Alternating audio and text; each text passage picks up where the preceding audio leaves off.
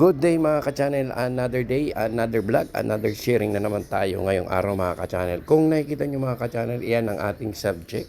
Solution sa mga ganitong repair or ganitong problem ng TV nyo. Nasa tamang video kayo mga ka-channel.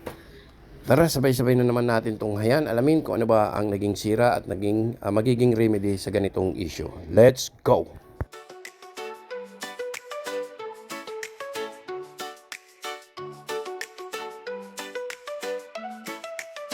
May cellphone, laptop o TV na sira.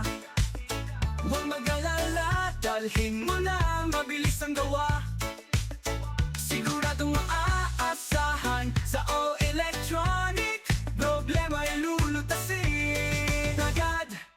O-Electronic Repair Shop, serbisyo namin hindi titigil ang stop. Mura na, kalidad pa ang hatid. Basta electronics, dito ka na sa sulit.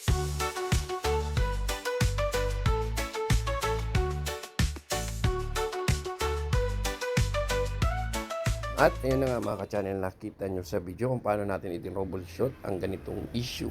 Ayan, dyan sa kabilang side may tinanggal tayo. Din dito naman sa isang side na to, nilagyan natin ng counting pa-effect. Yun. Left and right yung may something na sira. Kaya, ayun, nakita natin. Then ang kagandahan nito mga ka-channel is transparent yung lamisa ni customer.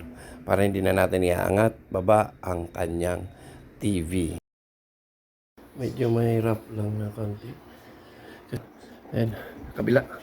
At ito, kabila. Ayan. Sa siya pinindot, puro TV man ang pinindot. Nahalo po. Ayan. TCL 65 na. TCL 65. Observe na lang natin. Observe.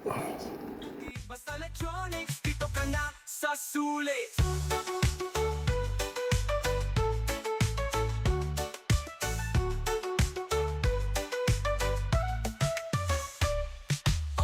Electronic Repair Shop, serbisyo namin hindi Medyo rough na siya, oh. Kasi yan ang panel ng sira.